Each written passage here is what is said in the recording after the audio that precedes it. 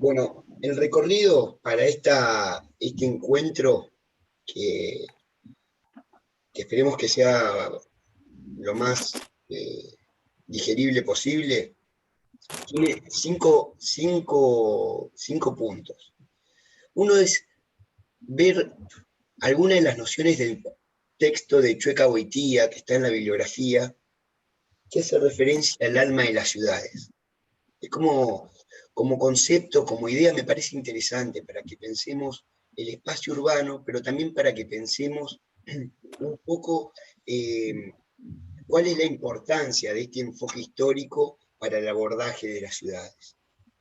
El segundo punto es estas generalidades de la urbanización que vimos, por ejemplo, con el texto de Girardet, que entiendo que Leo les contó del texto de Girardet, y después de los audios que estuvimos compartiendo por WhatsApp, fundamentalmente de Castells.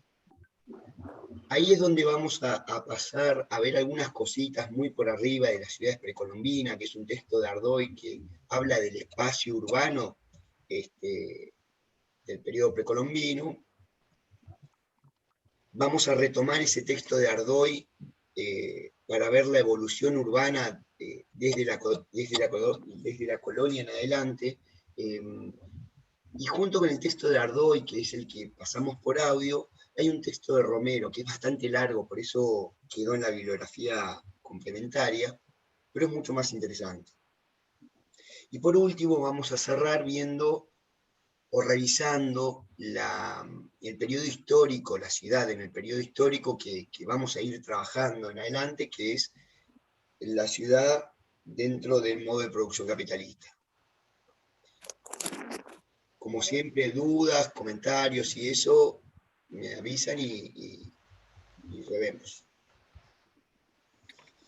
Bueno, Chueca Goitía hace un estudio, hace un análisis de la historia de la urbanización. Y él identifica tres tipos de ciudades. ¿Sí? Él hace referencia a ciudades públicas, ciudades musulmanas y ciudades anglosajonas. El texto es la introducción al libro de Chueca Goitía, que se llama La historia de la urbanización. Es como medio conceptual, ¿no? Es como bastante abstracto en algún punto. Entonces, yo lo que les voy a mostrar es qué representan cada una de esas tipologías, qué contienen esa construcción de tipologías que hizo Chueca Goitía. Él cuando habla de ciudades públicas hace referencia a las ciudades latinas, ¿sí? Por ejemplo, las ciudades griegas, las ciudades romanas, que hace referencia al trazado de calles bien delimitados, a las fachadas, la importancia que tienen las fachadas de las viviendas, de los palacios, en lugar de las plazas o del ágora, en términos griegos, donde se juntaban los ciudadanos para discutir la política de la ciudad. Todas las actividades sociales son públicas y por lo tanto la casa de puertas para afuera es muy importante. ¿Sí? A diferencia de esta aparece la ciudad musulmana, según Chueca Goitía, y lo que dice es que en la cultura musulmana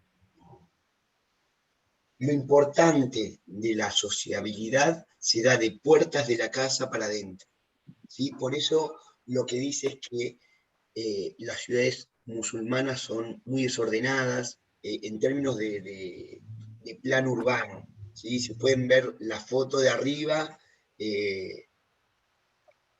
se ven las calles, se ven las torres y qué sé yo, y en la foto de abajo se ve una ciudad de Medio Oriente, en donde se puede ver que el trazado urbano es como absolutamente irregular, donde no tiene tanta presencia la fachada de las casas, de hecho son paredones, pero puertas adentro es donde se establecen los, los centros religiosos, las mezquitas, los lugares de rezo e intercambio social se da puertas adentro.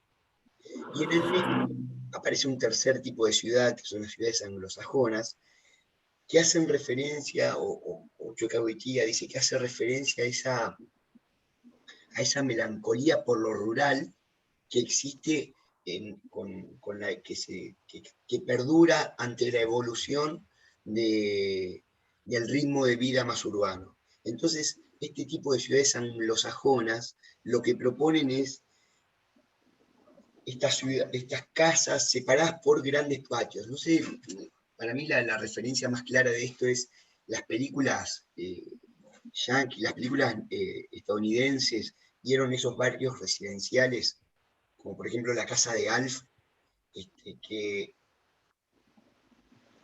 Alf es muy ochentoso, ¿no? Pero bueno, la casa de Alf, que entre casa y casa existe un terreno separada por una cerca, tipo la casa de Flanders y Homero, ¿sí? Como ese tipo de división en donde hay un pulmón verde entre casa y casa.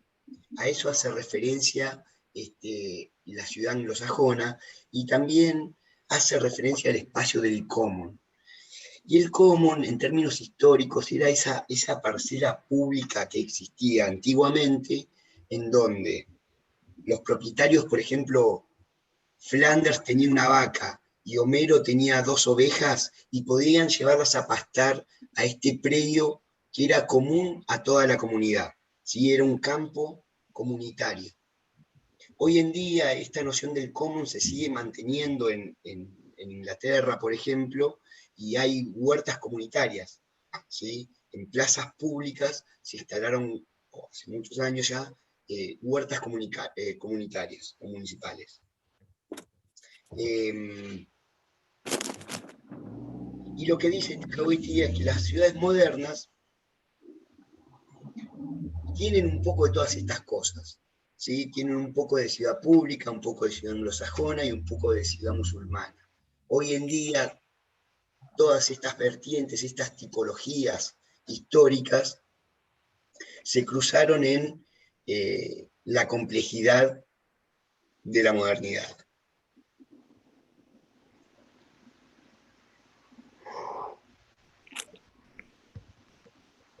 Los criterios un poco para construir estas tipologías son las que les dije.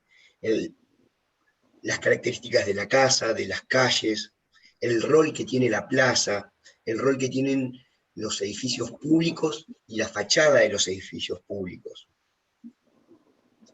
Y por otro lado, en términos más culturales, o sea, por un lado tenemos esta cuestión arquitectónica, y por otro lado aparecen las cuestiones espirituales o culturales, ¿sí?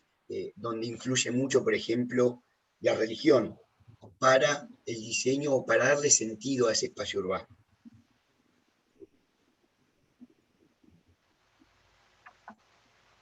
Y en esto, como parte de cada una de estas tres tipologías, de estos tipos ideales, cuando hablamos de tipos ideales, no hacemos referencia como la mejor situación posible, como lo ideal, sino que en términos sociológicos, hablar de tipos ideales refiere a un método de trabajo que elaboró un tipo que se llamó Max Weber, que se escribe Weber con W, y el tipo lo que decía es que se pueden construir esta suerte de categorías representando como caricaturas, ¿sí? como destacando los rasgos de manera grotesca para que uno pueda entender que no todo es lo mismo y que cada uno de estos tipos tiene características distintas. En ese sentido, estamos hablando de tres tipos ideales, de ciudades ideales.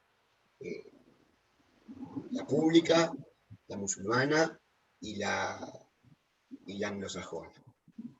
Y él lo que dice es que detrás de cada uno de estos tipos ideales de ciudad hay un alma específica, hay como una suerte de espíritu ciudadano que reproduce y contribuye a darle sentido a esa, o sea, que permite alimentar esa noción de alma ciudadana.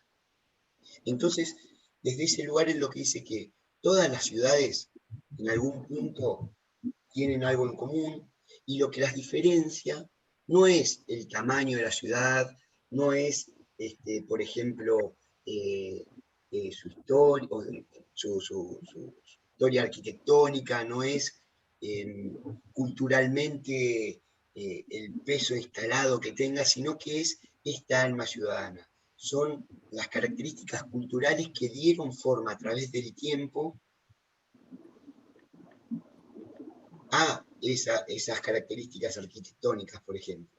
Y ahí aparece la cultura, aparece la música, aparece la noción de identidad propia. Entonces él lo que dice desde ese lugar es que esta alma ciudadana es lo que permite que, por ejemplo, después de la Segunda Guerra Mundial, que se destruyeron prácticamente las ciudades, cuando se reconstruyeron, Berlín siga siendo Berlín, por ejemplo, pese a que arquitectónicamente ya no era la misma ciudad que antes de la Segunda Guerra Mundial. Desde ese lugar,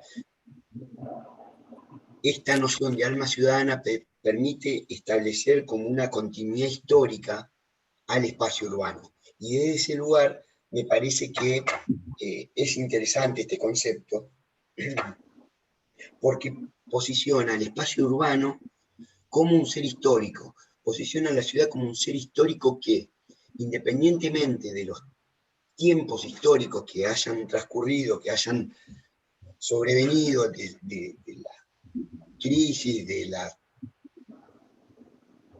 Trotamara, independientemente de los desastres naturales que hayan podido modificar arquitectónicamente la ciudad, hay algo de fondo que sigue otorgándole la identidad propia a esa ciudad.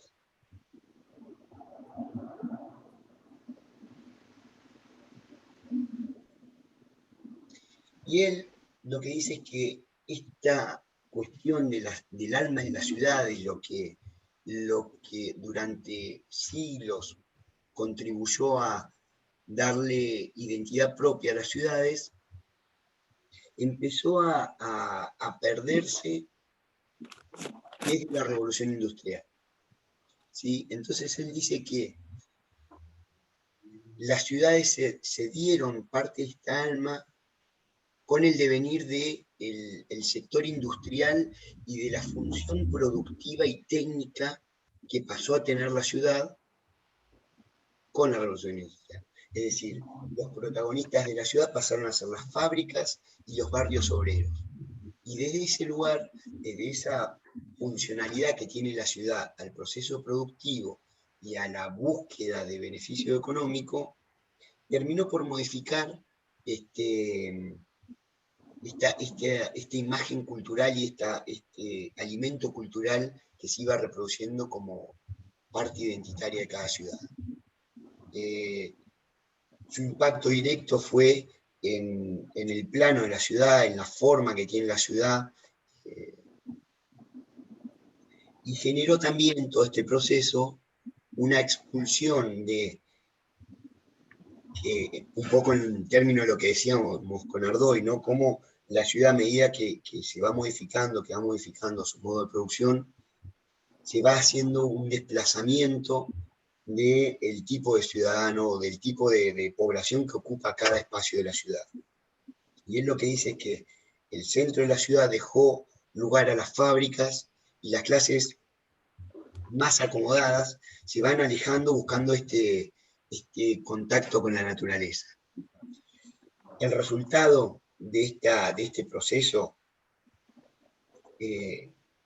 es dejar sin alma, sin cultura propia esta ciudad, deja una ciudad fragmentada, caótica y dispersa. En los sentidos que ya algo estuvimos revisando, ¿no? En términos de marginalización, en términos de sectorialización de la ciudad, a ese tipo de ciudad industrial, Chueca Goitía la denomina alma sin ciudad.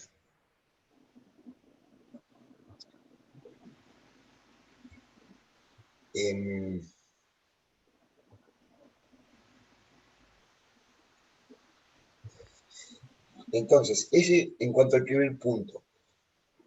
Es un texto interesante, es un texto que aporta desde este lugar de entender la linealidad del tiempo histórico en cuanto a la ciudad como un fenómeno histórico, la ciudad como un fenómeno espacial que va evolucionando con el tiempo, pero que no implica necesariamente que haya un corte, ¿sí? No es que un salto temporal que pasa a ser algo completamente distinto, sino que es las mismas características que van evolucionando. ¿Sí? El texto de Chueca Goiti, de Ardoy, que lo pasamos por audio la vez pasada, un poco explica esto, cómo van pasando las distintas etapas. A esa perspectiva de análisis, Chueca Goiti le incorpora esta noción de alma, ¿sí? Como esta expresión cultural del espacio urbano, o mejor dicho, el espacio urbano como resultado de esta expresión cultural. ¿Sí? La ciudad no son solo edificios, no son solo calles, no son solo obras de arquitectura, sino que hay un trasfondo cultural que le otorga una identidad particular a esa ciudad, a ese diseño urbano. Y en ese sentido, yo creo que cabe que nos preguntemos, antes de pasar al segundo tema, es ¿qué pasa con la globalización? Si este Chuhawiti hablaba que con la industrialización se deteriora un poco esta noción de alma ciudadana, ¿qué pasa con la cuestión de la globalización? ¿Sí? En donde McDonald's mató a Pampernick, por decirlo de alguna manera, ¿sí? En donde se empiezan a adoptar patrones culturales, patrones de consumo urbano, que ya no son propios, sino que son importados de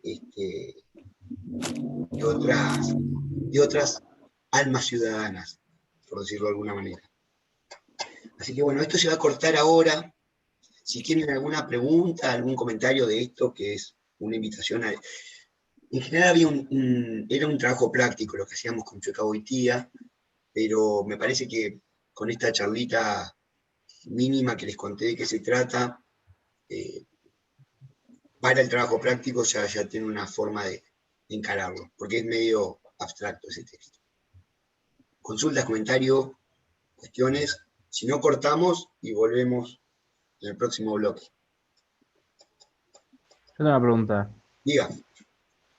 Esto que vos comentabas de que las ciudades industrializadas, y que yo en todo momento pensaba, por ejemplo, en Londres como la primera ciudad caótica de la industrialización, que en comparación con el resto de las ciudades que se ejemplificaban, se decía como que, bueno, esto que no tenía alma porque perdía capaz esa cosa cultural. Pero no es tan bien con la globalización que va ganando como una especie también de cultura propia de ciudad moderna, que capaz ya no hace que sea la única en su tipo, como por ejemplo, no sé, podemos decir Roma en el pasado, sino que no serían ahora como muchas ciudades similares y tendrían como una especie de alma propia, de identidad propia que está reproducida producto de esta globalización.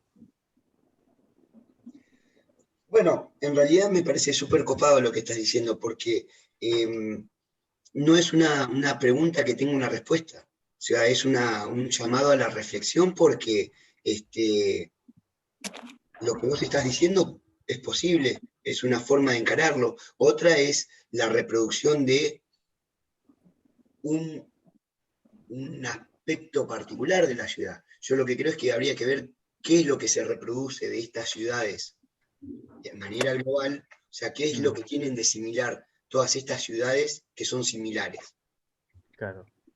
Porque yo pensaba también, cuando vos comentabas sobre la ciudad pública, yo pensaba justamente en Roma y en las ciudades de Grecia, donde lo público era súper importante y casi lo fundamental, ¿no? de la vida social. Y la sociedad y la cultura se compartía en las plazas, en los centros, no sé, sociales, cívicos. Y capaz con esta nueva modernidad de ciudad, con esta nueva modernidad y este nuevo tipo de ciudades, con los patrones de consumo modernos, capitalistas, la cultura sigue estando, pero en otros lugares, a ver, no sé, en un bar, en un club de deportes, o sea, como que sigue, estos patrones de consumo también hacen a la cultura a una identidad de una ciudad, no sé, el barrio de La Boca, por ejemplo, vos lo ves y decís, acá claramente hay una cultura que unifica a todos los que viven en La Boca, que puede ser de Boca o no, o sea, eso no tendría Sí, nada que sí. ver, ¿no? Pero vos lo ves en la ciudad y ves que todos comparten algo. Eh, en barrios, no sé, barrios no sé, Recoleta, Palermo, o sea, como que todos vos encontrás algo que los hace como típicos y yo creo que capaz eso sería como el alma ¿Puede de ser? esos lugares. Sí. De hecho, hay muchas ciudades, viste, que, qué sé yo, es más, hemos escuchado de hablar de ciudades portuarias, por ejemplo. ¿Sí? No Mm. sé, una ciudad de pescadores, una isla de pescadores, que lo pintoresco que hace de una isla como Fernando de Noronha en el nordeste de Brasil es que solamente vive un grupito de pescadores ahí. Entonces, la vida de esa ciudad, de ese pueblito, gira en torno de la actividad pesquera, Claro. que es algo distinto a, o sea, hay que ver cómo impactaría. O sea, esto estamos conversando como Sí, sí, sin tenerlo del todo claro, ¿eh? Pero sí, sí, hay sí. que ver qué pasaría si en ese pueblito de pescadores se introduce un tipo de consumo, o sea, de golpe deja de ser un pueblito de pescadores y pasa a ser un punto turístico. Y se llena de gente que se va a tomar cerveza a la playa. Bueno, en México pasa eso, hay una ciudad que se llama Holbox, que es justamente eso que vos dijiste, es un pueblo de pescadores que de repente se hizo súper turístico y recibe al toque. Exactamente. Y que vos lo ves y donde la mayoría de la gente está es en la costa, en la playa, pero vos te metés adentro de la ciudad y es un pueblo que no tiene nada de especial, ni siquiera de bonito, ¿no? Sí, En claro, cuanto a lo turístico. Pero que es exactamente eso, o sea, es una ciudad de pescadores que de repente tenía una playa hermosa y todo el mundo empezó a ir para allá. exacto. Y, y bueno, después, no sé, ciudades como Nueva York, que vos decís, es la meca del consumo y de la globalización. Es una ciudad que vos decís es completamente distinta a París o a otras grandes, o a Tokio, o a otros grandes centros urbanos o mega ciudades. Y tienen como ese pequeño